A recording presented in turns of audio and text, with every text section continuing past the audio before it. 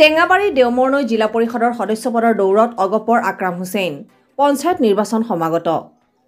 বিশেষকৈ দৰং জিলাৰ চিপাজাৰ সমষ্টিৰ টেঙাবাৰী দেওমৰনৈ জিলা পৰিষদৰ সদস্য পদৰ প্ৰাৰ্থিত্বৰ অন্যতম দাবীদাৰ দুবাৰকৈ নামখলা গাঁও পঞ্চায়তৰ প্ৰাক্তন সভাপতি আকৰাম হুছেইনে অগপ দলৰ হৈ প্ৰাৰ্থিত্বৰ দৌৰত আছে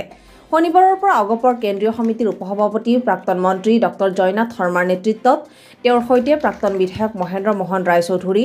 দৰং জিলা অগপৰ সভাপতি কমলেশ্বৰ বৰুৱাই নামখলা গাঁও পঞ্চায়তৰ বিশেষকৈ হালৈপাৰা বৰঙাবাৰী গমঠা আদিত অগপৰ প্ৰাক্তন কৰ্মী আৰু সচেতন ৰাইজৰ মাজত উপস্থিত হৈ সাংগঠনিক ভেটি সুদৃঢ় কৰিবৰ কেইবাখনো সভা আয়োজন কৰে কেইবাখনো বুথ সমিতিও গঠন কৰা হয় আগন্তুক পঞ্চায়ত নিৰ্বাচনৰ ব্যাপক কুচকাৱাজ প্ৰাক্তন নামখলা গাঁও পঞ্চায়তৰ সভাপতি আকৰাম হুছেইনৰ বাবে দলে বলে ৰাইজ আগবাঢ়ি অহা পৰিলক্ষিত হৈছে অগপৰ প্ৰাৰ্থী আকৰাম হুছেইনে দুবাৰকৈ নামখলা গাঁও পঞ্চায়তৰ সভাপতি হৈ পুনৰ টেঙাবাৰী দেওমৰনৈ জিলা পৰিষদৰ প্ৰাৰ্থী হিচাপে সবল প্ৰাৰ্থিত্বৰ দাবীদাৰ দৰং জিলাত অগপৰ ভেটি পুনৰ সুদৃঢ় কৰাৰ বাবে দিনে নিশাই অগপৰ কৰ্মীসকলে কাম কৰি গৈছে খৈৰাবাৰীৰ পৰা Dipen Deka report North East Live today আমি অসম গণ পৰিষদ দলে গোটেই অসমতে আমাৰ সাংগঠনিক ভেটি মজবুত কৰিবৰ কাৰণে কেন্দ্ৰীয় সভাৰ সিদ্ধান্ত অনুসৰি সকলো জিলাতে আমি জিলা ভিত্তিত অসম গণ পৰিষদ দলৰ কৰ্মশালা আমি ইতিমধ্যে অনুষ্ঠিত কৰিছোঁ বিশেষকৈ আমাৰ 126টা সমষ্টিৰ গোটেইকেইটা সমষ্টিতে আমি এই কৰ্মশালা অনুষ্ঠিত কৰিছোঁ ইতিমধ্যে আৰু এই কৰ্মশালাৰ পিছতে আমি গাঁৱে গাঁৱে যোৱা 1 জানুৱাৰীত আমাৰ মাননীয় সভাপতি অতুল বৰা ডাঙৰীয়া আৰু কাৰ্যকৰী সভাপতি আমাৰ কেশৱ মহন্ত ডাঙৰীয়াই তেওঁলোকে এটা প্ৰগ্ৰাম অসম গণ পৰিষদ দলৰ কৰ্মীসকলৰ কাৰণে তেওঁলোকে কৈছে যে ঘৰে ঘৰে এজিপি গাঁৱে গাঁৱে এজিপি নগৰে নগৰে এজিপি আৰু তাৰে এটা অংশ হিচাপে আমি চিপাজাৰ সমষ্টি আৰু দৰং জিলাৰ অন্যান্য সমষ্টিকেইটাতো মঙলদৈ আৰু দলগাঁও সমষ্টিটো প্ৰত্যেকখন গাঁৱতে আমাৰ দলৰ কৰ্মী বিশেষকৈ দলৰ দায়িত্বত থকা কাৰ্যকৰী দায়িত্বত থকা তেখেতসকলৰ নেতৃত্বত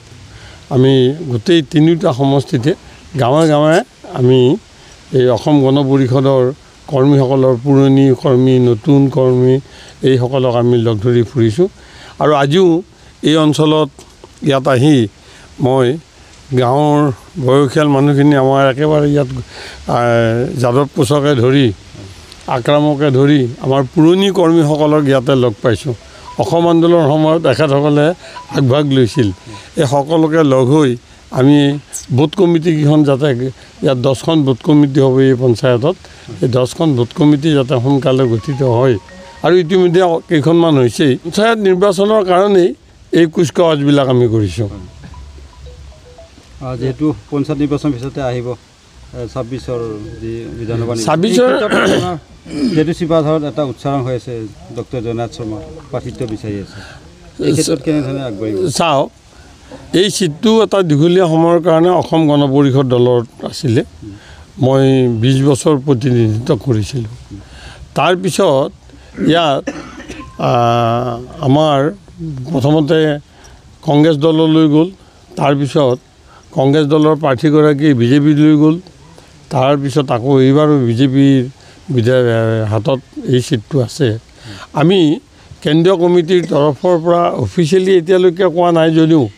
আমি এটা কথা তেখেতসকলক কৈছোঁ যে যিবোৰ জিলাত অসম গণ পৰিষদৰ এজনো MLA নাই এইবোৰ জিলাত জিকিব পৰা জিকাৰ সম্ভাৱনা থকা একোটা সমষ্টি আমাক দিব লাগিব আৰু সেয়ে গণ পৰিষদ দলৰ পৰা আমি মঙলদৈ আৰু চিপাঝাৰৰ যিকোনো এটা সমষ্টি আমাক দিব লাগে বুলি কৈছোঁ আৰু আমিতো দিব লগা বুলি ক'লেই নহ'ব সেইকাৰণে আমি মঙলদৈটো সংগঠন কৰিছোঁ আৰু চিপাঝাৰত আমি যিমান শক্তিশালী আমাৰ আগত যি শক্তি আছিল সেই শক্তিটো পুনৰ উদ্ধাৰ কৰিবৰ কাৰণে আমি ইয়াত জোৰদাৰ সাংগঠনিক কাম চলাই আছোঁ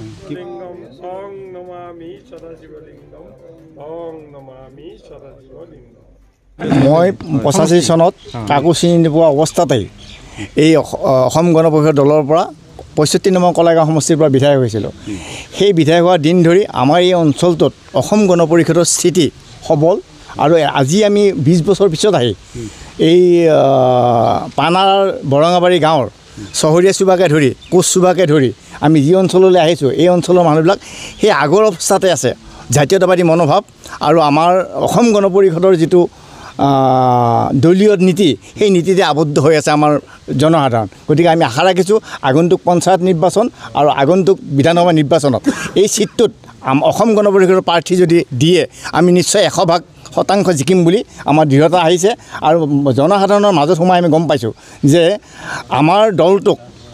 আকৌ আঁকোৱালি ল'ব আৰু আমি পুনৰ দৰে 85 যিটো পৰিৱেশ সেই পৰিৱেশটো আমি আনিব পাৰিম বুলি আমাৰ এটা ধাৰণা এটা হৈছে এইখিনি আমি আজি